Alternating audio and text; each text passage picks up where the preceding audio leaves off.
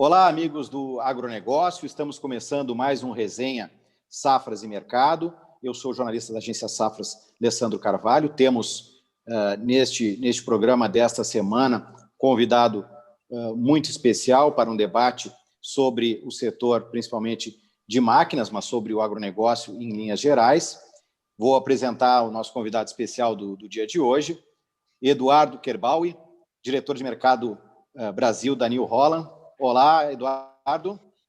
Olá, Alessandro. Olá, toda a equipe do Safras e Mercado. É um prazer enorme estar aqui com vocês. Tá certo. Tenho comigo também a grata participação do editor-chefe da agência Safras, Dilan Páscoa. Olá, Dilan. Tudo bom, Alessandro? Vamos aí tentar conversar, ver como é que está essa situação do mercado de máquinas agrícolas e também tentar projetar alguma coisa aí para essa temporada que está começando. E temos nosso consultor de safras e mercado, vasta experiência, Paulo Molinari. Boa tarde, Paulo. Boa tarde a todos. Boa tarde, Eduardo, Dilan, Alessandro.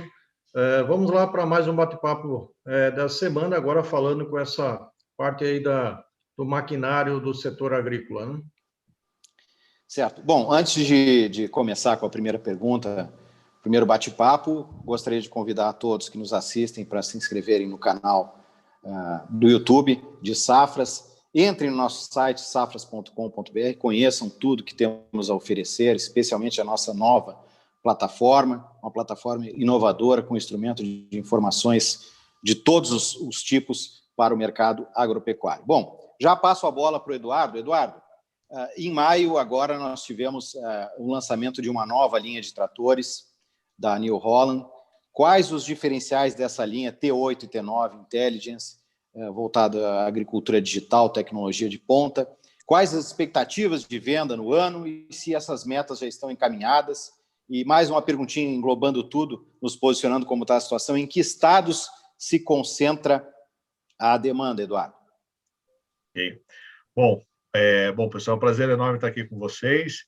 Uma bela pergunta bem longa aí, Alessandro. Eu vou tomando aqui o tempo que for necessário.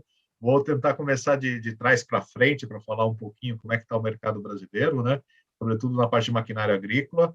Resumo geral, bottom line, última linha, está indo, é um ano muito bom, o ano de 2021, tá? Ele vem se mostrando ali, ele vem acompanhando toda essa parte de colheita recorde e de uma safra bem interessante no mercado brasileiro. O mercado de máquinas vem seguindo da mesma maneira, tá? É um fenômeno que a gente vem acompanhando aqui na parte de maquinária agrícola desde do ano passado, né? Aliás, se me permite um breve parênteses, quando começou toda essa história de pandemia, né? Eu lembro muito bem que a gente sempre tinha uma dúvida como é que seria a projeção. Então, se a gente voltar mais de um ano atrás, quando a gente fala em março, abril de 2020, eu lembro quando começou a entrar forte a parte da pandemia, a grande dúvida no setor de maquinária agrícola é como é que isso afetaria o mercado de máquinas, né?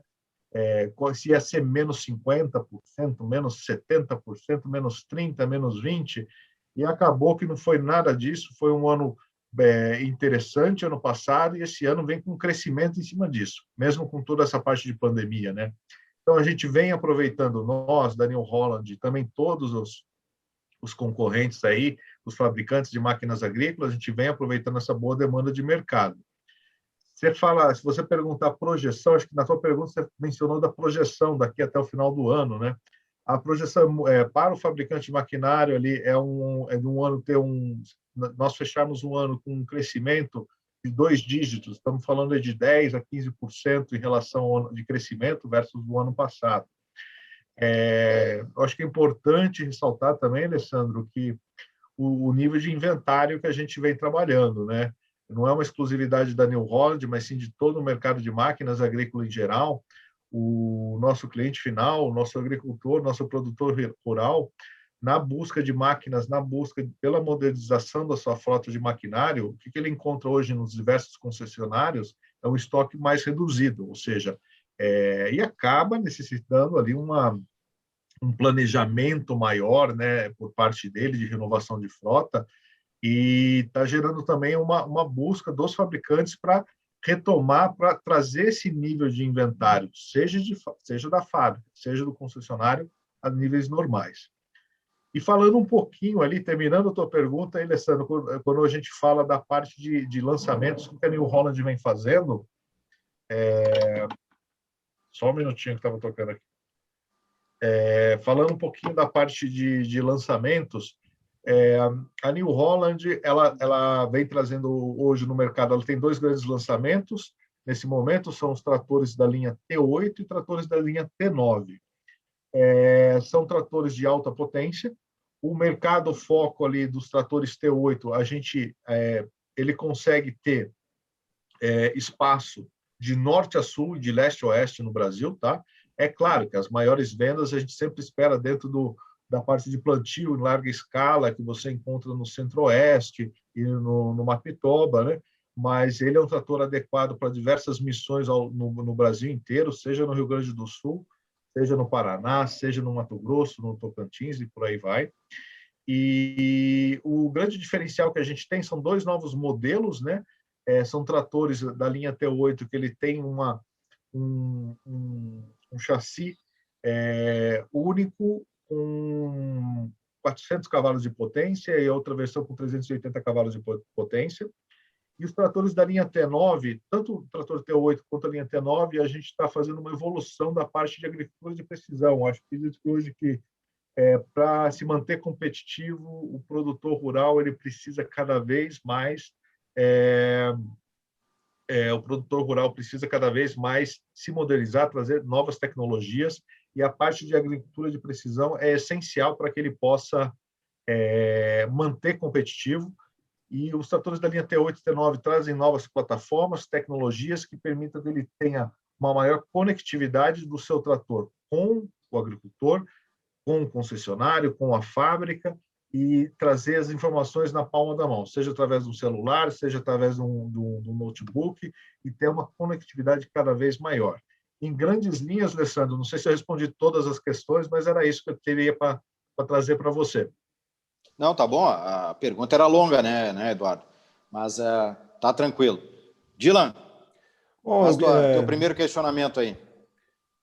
Bom, Eduardo, eu queria ver contigo assim as questões, tu já colocou ali a questão da pandemia, que trouxe alguma apreensão para o setor, como para todo o setor do agronegócio. A gente foi pego de surpresa, óbvio, ninguém projeta, ninguém prevê uma pandemia, mas o setor ele acabou superando os maiores desafios.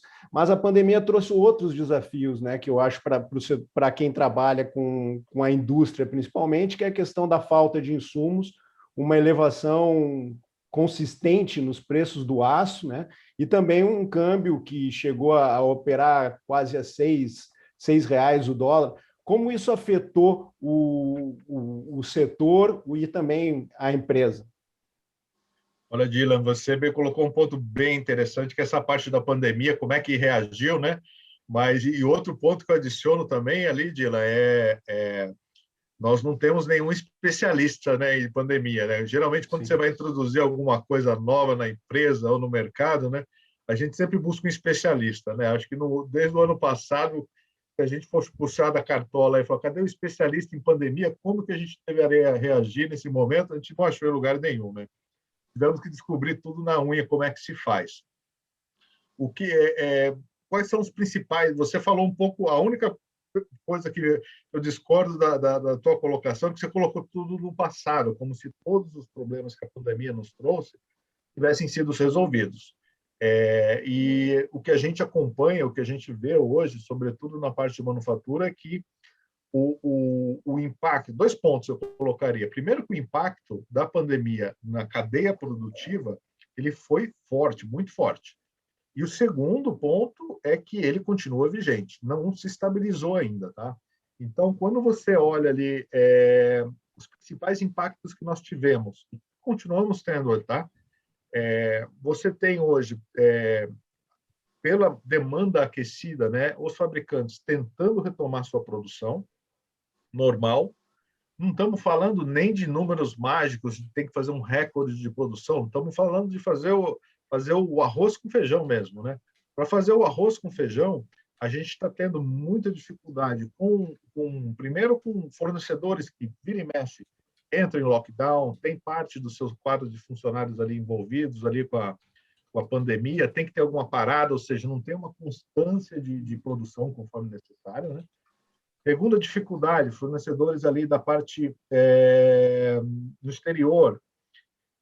Você tem, hoje, o que a gente enfrenta um pouco, o fornecedor, primeiro com uma dificuldade até para reservar um container para chegar para envio de materiais, ou seja, se você quer fazer o despacho da sua matéria-prima para a nossa fábrica aqui no Brasil, a reserva de um container é demorada, aquilo que era uma coisa imediata está demorando 3 semanas, 4 semanas. A outra coisa, o trajeto Europa, Brasil, Índia, Brasil, de chegada dos insumos, está tendo um atraso. O atraso pode ser de 2, 3 dias, de um tempo total de 15 a 19 dias, mas existe um atraso, né? E depois você tem um estresse também da parte de transportes, né? A parte de transporte aqui, o inbound, que a gente chama, também está um circuito estressado. Eu falei atraso 3 dias no trajeto marítimo, falei atraso 3 semanas, mas para quem quer rodar uma fábrica no just-in-time, tudo rodando certinho, impacta fortemente. Então, apesar de todos esses desafios, a gente vem conseguindo rodar as nossas fábricas. A New Holland ela tem o seu footprint industrial aqui em Curitiba, mas também em Piracicaba e Sorocaba. A gente vem aos trancos e barrancos rodando com todos os esforços necessários, mas o que eu acho mais interessante ressaltar, Dylan, é que a gente vem respeitando todos os protocolos de segurança, né? Acho que a prioridade número 1 nossa aqui é a saúde dos nossos funcionários aqui, de toda a fábrica. Então, respeitando todos os protocolos de segurança, mantendo a segurança como fator número 1, a gente vem conseguindo rodar os trancos e barrancos. De novo, Dylan, não é exclusividade de New Holland, eu acho que os outros fabricantes estão tendo esse mesmo desafio.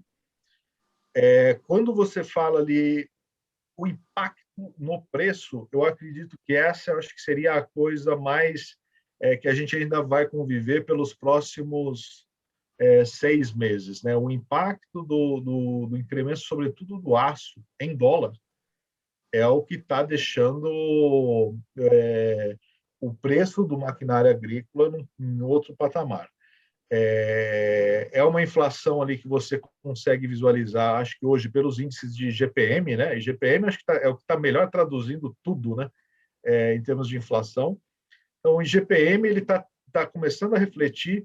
Acho que o produtor rural, o ponto de atenção que ficaria ali é que a inflação ela vai judiar ainda da gente ao longo do ano de 2021, né? E haverá um reflexo natural. Já está tendo, desde o ano passado, está tendo sucessivos reajustes de preços, né? Mas o que o produtor rural tem que ter na cabeça, e aqui eu faço um breve à parte, não tem que ser criado nenhuma teoria da conspiração, porque o que a gente mais escuta, Dylan, é a famosa teoria da conspiração, tipo, houve um incremento do preço da soja, da saca da soja, em X%, então o pessoal de máquinas também vai aumentar em X%. A gente está rodando no mundo um pouquinho à parte. O que a gente está olhando como fabricante é o incremento dos nossos insumos, como você bem disse ali, do aço. Então, o movimento de incremento de custo do maquinário agrícola que o nosso agricultor está vivenciando é diretamente o resultado direto do incremento, primeiro do dólar, que só agora, nos últimos dias aqui, nos primeiros dias de junho, que está dando uma folga, mas, sobretudo, do aço, semicondutores, preço da borracha, pneu, está tendo um impacto econômico muito forte no maquinário agrícola. Dylan, passo para ti agora. Bom, eu vou fazer uma parte aí, chamar o Paulo para a conversa, que o Paulo, além de outras áreas, é muito bom em traçar o cenário, né?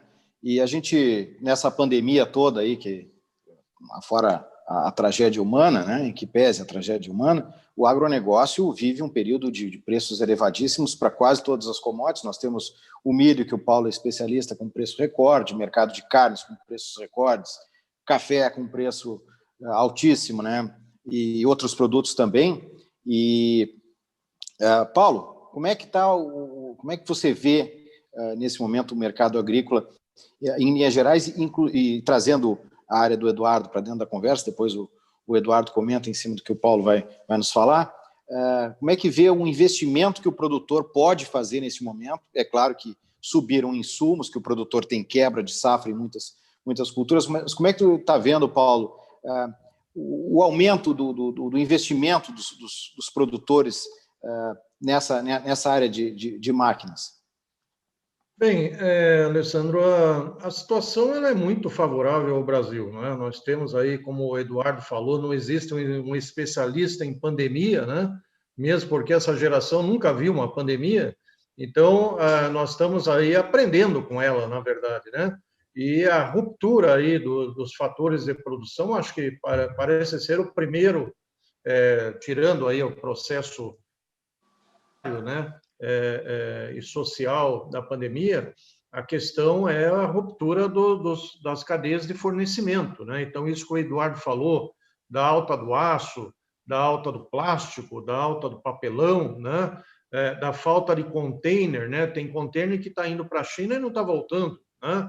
No setor carnes, nós estamos registrando isso, não tem container para embarcar frango, por exemplo. Então, nós só não exportamos mais, talvez porque não tenha container disponível. E tudo isso vai impactando, de alguma forma, nessa pressão de custos, né? Nós temos aí a primeira situação clara aí desse, vamos chamar desse pré-pós-pandemia, né? Porque nós não saímos da pandemia ainda, não estamos visualizando que vamos sair tão cedo, mas já estamos numa fase pré, né? E essa fase pré é exatamente esse quadro aí de recomposição dessas cadeias de fornecimento.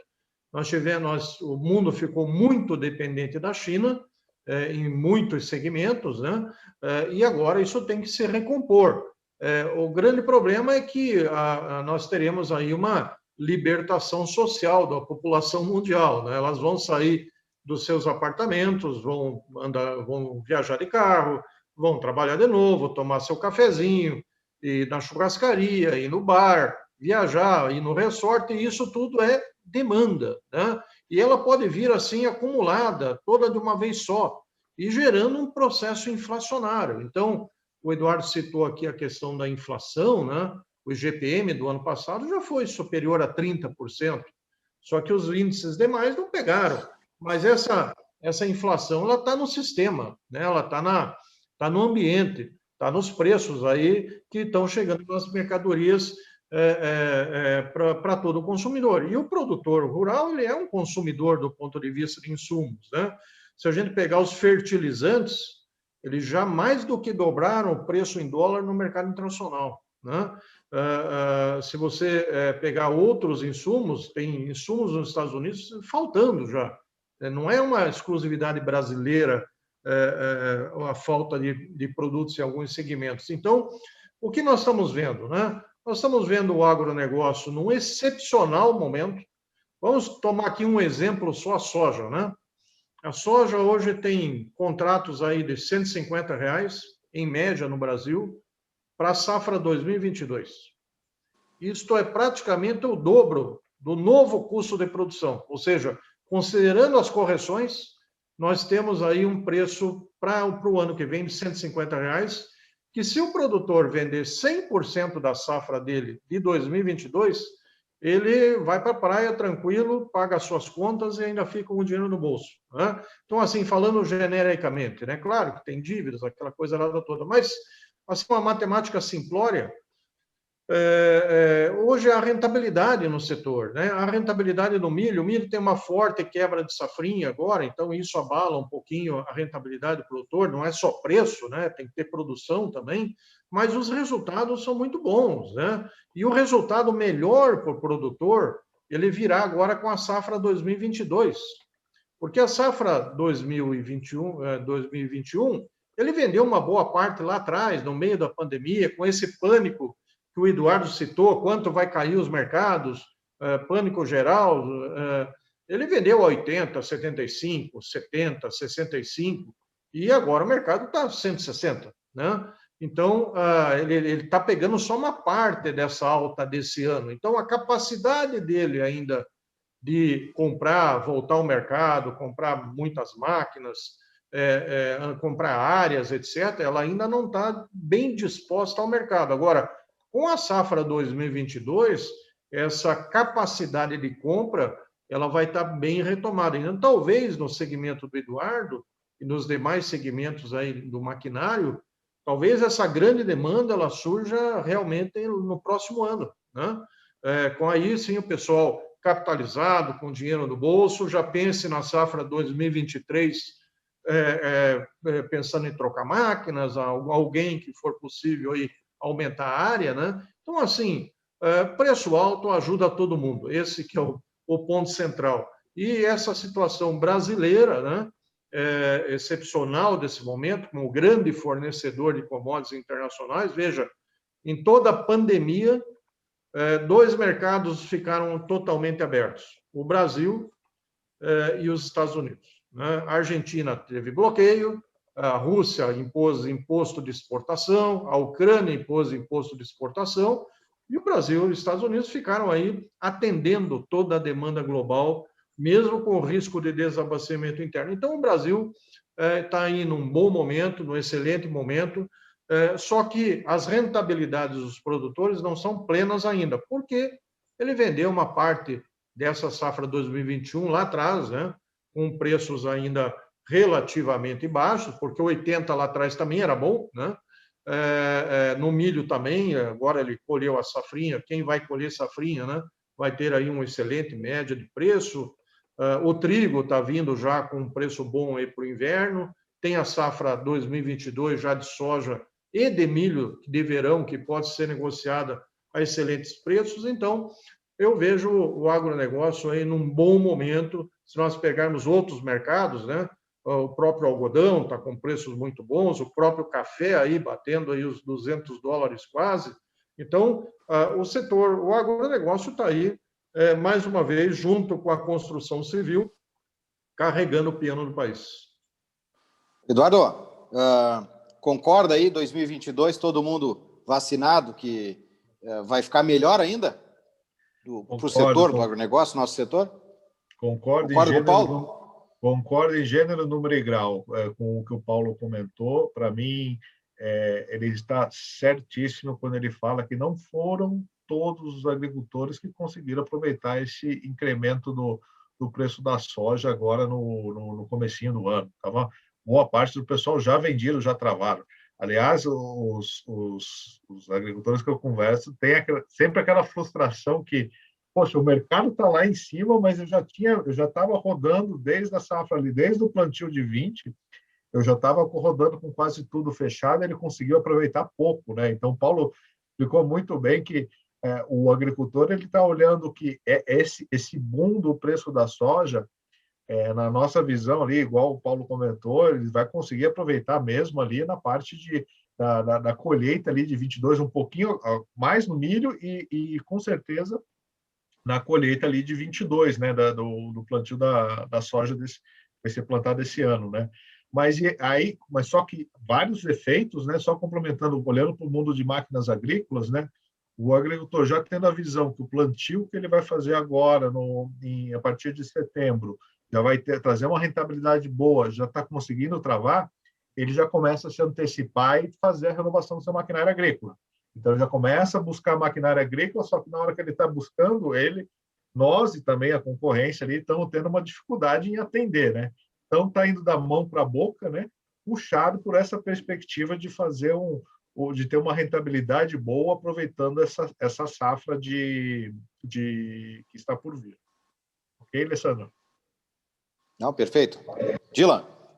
Bom, claro que com esse quadro de um produtor capitalizado, esse assunto que eu vou colocar agora aqui, ele perde um pouco a importância, né? Mas a questão do plano safra, que vai ser lançado agora, deve ser lançado em junho, né? Tem toda uma burocracia ainda, algumas coisas pendentes, mas o plano safra, por muito tempo, foi que garantiu, através do Moderfrota, garantiu esse crescimento aí do setor.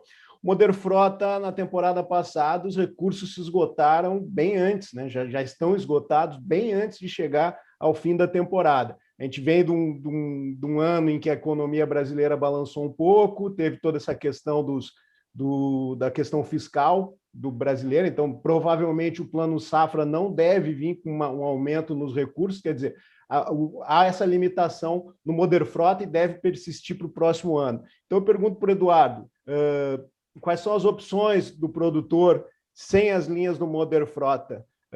A New Holland pensa em trabalhar voltar, pelo menos, porque não é muito costume do setor de máquina trabalhar com barter, isso é mais para fertilizante defensivo, mas há essa possibilidade de abrir essas linhas de barter. Qual outras linhas de financiamento que o setor pode trabalhar, Eduardo?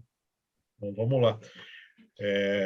De novo, pergunta boa, excelentes perguntas que vocês estão mandando aqui, vai demorar um pouquinho mais para colocar todo o cenário ali, mas vamos lá. Eu lembro ali a parte do recurso Moder Frota, acho que foi finalzinho de outubro, comecinho de novembro, né? Isso. E eu trabalho faz 21 anos ali na New Holland, né? Eu tentei buscar na memória quando que tinha um plano safra acabado 6, 7 meses depois de ser lançado, eu não consegui lembrar. Eu falei, poxa, como é que vai rodar? Acho que foi uma dúvida de todo mundo aí da parte de máquina agrícola, né? Como é que iria rodar? Já havia acabar em janeiro, fevereiro, mas no mesmo ano, acho que foi a primeira vez que eu me lembro ali, né? Vamos colocar ali por sorte, ou coisas do destino, os juros a gente está num patamar de juros, acho que o mais baixo da história do Brasil, né? Vem aumentando aí recentemente nas últimas reuniões aí do Banco Central, mas veio juros baixos. Qual que foi o principal reflexo, né? Demanda aquecida, sem Moder Frota, acho que o mercado ele migrou, sobretudo, começou a alavancar uma ferramenta de vendas, eu não diria não o barter, tá? Eu diria o que mais alavancou hoje foi a parte do CDC. Aquele CDC que hoje já é meio que automático na hora da compra de um veículo, você vai comprar o seu veículo, você vai comprar o seu caminhão também, você já está acostumado com o CDC ali automático. O maior boom ali que teve foi a parte do CDC. E o CDC, a parte boa disso, são prazos menores, estamos falando aí de 3, 5 anos ali, são prazos menores, né? Só que com os juros baixos que a gente vem vivenciando, permitiu você ter uma exposição menor aos bancos públicos, né? Estamos falando ali, por exemplo, o Banco do Brasil e tem boa parte dos recursos ali da parte de financiamento governamental. Quando a gente migra para uma situação praticamente zerou programas, subsídios de programas governamentais de financiamento agrícola, CDC, a gente já abre, por exemplo, dentro da nossa empresa, nós temos o Banco CNH Capital. O Banco CNH Capital, ele é o banco da nossa montadora e ele é extremamente apto a oferecer um CDC muito competitivo. Então, eu diria que o fato número 1 é o CDC ele se consolidou. É claro, né, Dylan, se os juros começar a for skyrocket, vai lá para cima, a gente está falando os juros começam a voltar aquele patamar de 14%. CDC vai perder a sua janelinha ali no cenário de hoje, porque o subsídio agrícola vai ganhar, mas se as coisas continuam trabalhando no mesmo patamar que a gente tem hoje, eu visualizo, primeiro, uma consolidação bem forte do CDC como ferramenta agrícola para maquinário, tá? À vista, por que não? Um crescimento, por que não? Isso vem acontecendo, pagamentos às vistas, muito porque o produtor ele visualiza, ele já fechou a conta dele de 21, 22, ele se bobear, ele até anima de fazer um pagamento à vista. E aí, quando você menciona ali o barter, eu acredito que muito o raciocínio, a lógica que tem por trás do barter, ele iria, em vez de fazer aquela coisa pelo à vista, pelo cash, ele vai começar, aos poucos, começar a comer um pouquinho mais daquela fatia que seria pelo cash. E, é claro, incentiva bastante. A gente já trabalhou com barter ali na parte de máquinas agrícolas de uma forma estruturada desde 2014, 15, fazendo troca. Quando tem esse distúrbio externo, que é esses juros enormes que nós tínhamos até 5 anos atrás, é difícil ter um barter ali para compensar. Tem que ter o agricultor que está muito bem digerido. Mas Agora, juros estáveis e baixos, com uma tendência crescente, mas você sabe que vai crescer, é esperado que se cresça num certo patamar. Uma boa perspectiva de safra, de plantio, de colheita e rentabilidade esperada, a expectativa é que o barter para máquinas agrícolas ele se torne cada vez mais feito na prática, com contratos com trades, com contratos de longo prazo, de exclusividade. Eu acredito que isso seja uma tendência aí, sim, para os próximos anos ali. De tudo, é difícil, né, Dila, a gente fazer uma promessa, claro, porque se 2 anos os juros pula lá para o céu ali, muda todos os fundamentos, a gente tem que rever. Mas, se a gente considerar o cenário de hoje, sim, o barter ele vai começar a crescer, não digo a passos largos, tá? Mas sim, mas passos constantes, pequenos, mas constantes, ano após ano. Paulo, vou te colocar nessa conversa aí sobre essa parte desses mecanismos, né, que são evoluídos como o barter e no resenha passada a gente estava falando sobre o mercado futuro e como o produtor tem procurado mais essas ferramentas e deveria procurar ainda mais. Nós, de Safras e Mercados, sempre indicamos que o produtor, quanto mais pudesse proteger no mercado futuro, mercado de opções, enfim, deve buscar essas alternativas. E agora, no mercado de máquinas, temos essas possibilidades também. Paulo, você vê o produtor evoluindo mesmo nisso? Já coloco uma outra pergunta, Paulo. Quando o mercado está favorável, como está agora, isso tem a ver também com a pergunta do Dylan do Plano Safra, parece que o produtor precisa, entre aspas, um pouco menos do governo, né? Pode buscar mais alternativas no mercado. Você vê o produtor buscando mais isso mesmo, cada vez mais, está evoluindo, está vindo novas gerações agora que estão buscando realmente esses mecanismos mais modernos de negociação, buscando mais tecnologia. Você vê isso no produtor, Paulo? Sim, a gente nota essa evolução, né? Ela é lenta, ela não é geral, né? Os produtores ainda têm muito receio de buscar essas alternativas que não são muito corriqueiras para eles, mas o barter, o pacote de troca também não era um mecanismo corriqueiro, né? E ele tem sido hoje o mecanismo de financiamento da safra mais praticado, né? E envolve também um mecanismo financeiro, etc., justamente para o produtor reduzir essa dependência desse crédito rural que geralmente não consegue atender todo mundo, é barato, mas não atende todo mundo, né? Então, aí, se o mercado normal, mercado privado, ele procura as suas próprias alternativas, né? E o barter foi uma das alternativas encontradas aí pelas indústrias de insumos, né? Indústria de químicos, em primeiro lugar, depois aí a indústria de fertilizantes, para financiar esse produtor, já com um pacote de safra, e a safra girando, né, com menor risco de crédito, com menor risco para os dois lados, né? É claro que aí todo mundo faz as suas proteções aí no sistema financeiro, mas é um risco menor. Os planos aí do governo são sempre planos aí que tentam atender às solicitações do setor. Só que nem sempre o orçamento da União é um orçamento capaz de atender todo mundo, né? Então, é um orçamento aprovado lá dentro do Congresso Nacional. Vocês viram como é que foi a aprovação no Congresso nesse ano, né? Demorou. No último dia útil, aprovaram o pacote. Havia o risco aí do governo romper o teto de gastos e tudo isso balança a economia. Então, às vezes, aquilo que a gente quer que o governo faça não é viável devido às contas públicas, né? Então, eu acho que o produtor realmente ele tem que buscar, tem que procurar alternativas hoje para proteger a sua rentabilidade, que é o principal que a gente precisa, né? Para depender menos de crédito, né? Poder comprar sua máquina, como o Eduardo falou, no avistão, né? Comprar ou com menor financiamento, ou usar algum modelo de setor privado aí de compra de máquinas e insumos que seja menos oneroso, né? E dependendo menos de crédito agrícola, né? Uma coisa que realmente prejudica todo esse processo de financiamento é a concordata aí de pessoa física, né?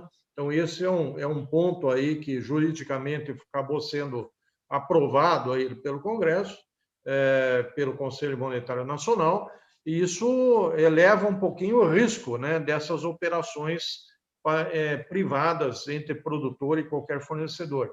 Então, é um fator adicional, talvez isso melhorasse, se não tivesse esse fator, talvez ele melhorasse bem mais esse fornecimento de crédito privado, de mecanismos privados, mas quando você diz que lá a pessoa física pode pedir recuperação judicial, você está dizendo que você impõe aí um risco de crédito dentro do sistema, né? Então, tem várias coisas aí que realmente acabam pesando nesse mercado de crédito, que nada mais é do que um mercado de crédito. Obrigado, Paulo. Bom, olha, o tempo, infelizmente, passa voando quando a gente tem um convidado especial, que nem o Eduardo, e é muito assunto, realmente, essa área de máquinas é uma área fantástica para o agronegócio. Mas, Eduardo, tem um tempinho aí para uma mensagem final, que a New Holland pode falar para o agronegócio nesse momento agora? Olha, nesse momento agora, boa colocação ali, Alessandro. Eu diria ali para o nosso agricultor, nessa fase que ele está procurando maquinário, não está encontrando, acho que a mensagem que fica para ele contar com a gente, a New Holland, fábrica no Brasil, a nossa marca tem mais de 125 anos ali, presença no mundo. Né? Presença no Brasil, estamos com mais de 45 anos. Então, a gente sempre esteve com o agricultor aqui ao longo do desenvolvimento do Brasil, a gente vai continuar a estar na época de alta, mas também na época de baixa, então é uma marca que o agricultor pode contar com a gente. Nesse momento ali, onde estão os inventários mais reduzidos, a sugestão que a gente passa é de muito planejamento, acho que a palavra de ordem, se tivesse que deixar uma palavra para o agricultor, é planejamento ali de frota para o seu plantio, acho que o planejamento, em virtude dos recursos disponíveis no momento na mão, acho que vai ser a palavra de ordem, né? E poder contar sempre com a gente. A New Holland, além de ter mais de 45 anos aqui de Brasil, estamos indo para 46 já, o que são mais de 230 lojas, concessionários distribuídos no Brasilzão inteiro.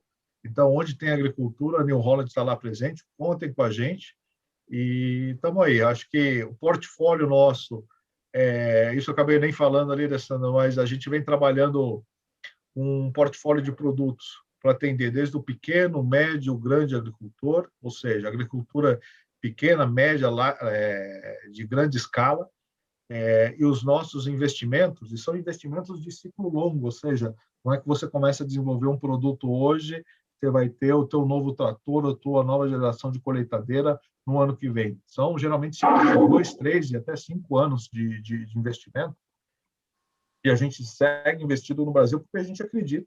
O DNA agrícola acho que já foi provado, questionado e comprovado novamente que o Brasil tem o DNA agrícola. A gente está junto nesse desafio aqui. O nosso portfólio de tratores, colheitadeiras, plantadeiras, pulverizadores, fenação e forragem, a gente espera estar junto do agricultor aí, tá bom? Alessandro, acho que da minha parte seria isso. Olha, Eduardo, sem palavras, muito boa a tua participação. Foi um prazer ter ouvido o que tu tinhas para dizer para esse setor de máquinas. A gente agradece muito. Em breve vamos ter outras oportunidades de conversar, no resenha ou em entrevista, em outra oportunidade. Te agradeço muito mais uma vez, viu, Eduardo? Obrigado. E, Dylan, mensagem final.